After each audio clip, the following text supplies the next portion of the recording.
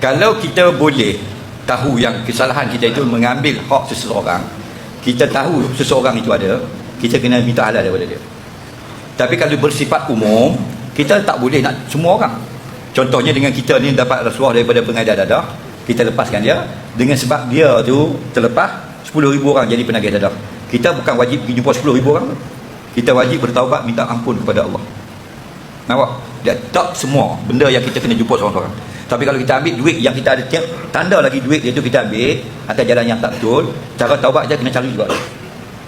Atas jalan yang umum tadi, dengan sebab kita duduk ambil terima tokan duit, tokan kita terima, tokan terlepas 10 orang jadi penagih, kita bukan wajib diminta dengan ibu bapa dia, minta maaf. Kita minta maaf dengan Allah dan kita kena berhenti taubat sungguh-sungguh. Yang kita kena kabur seorang-seorang ni memang kita detail buat atas dosa seorang-seorang.